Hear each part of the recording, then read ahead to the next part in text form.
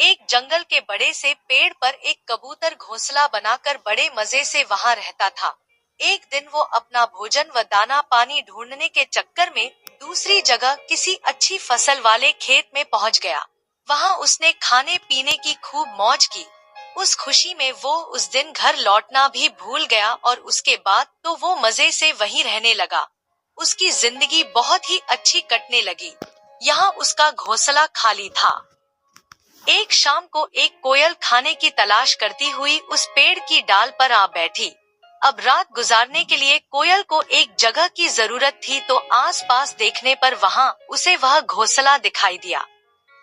झांक कर देखा तो पता चला कि यह घोंसला खाली पड़ा है। कोयल को वो बेहद पसंद आया और वो आराम से वहीं रहने लगी।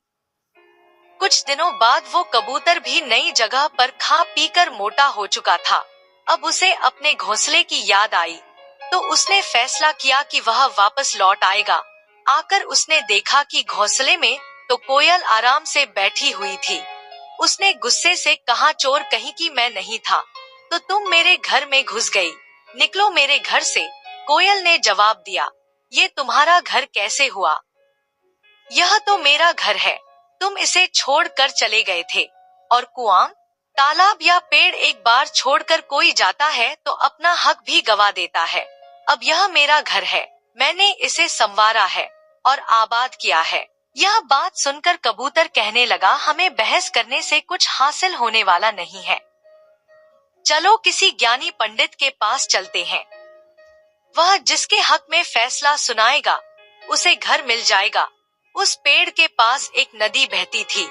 वहां एक बड़ी सी बिल्ली बैठी हुई थी। वह कुछ धर्म कर्म के काम करती नजर आ रही थी।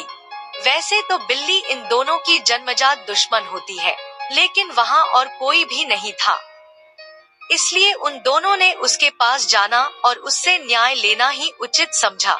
सावधानी बरतते हुए बिल्ली के पास जाकर उन्होंने अपनी समस्या बताई।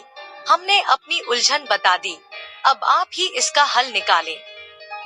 जो भी सही होगा उसे वह घोंसला मिल जाएगा और जो झूठा होगा उसे आप खा लें। बिल्ली बोली, अरे यह कैसी बात कर रहे हो? किसी की मृत्यु करने जैसा पाप मैं नहीं कर सकती हूँ। दूसरों को मारने वाला खुद नर्क में जाता है।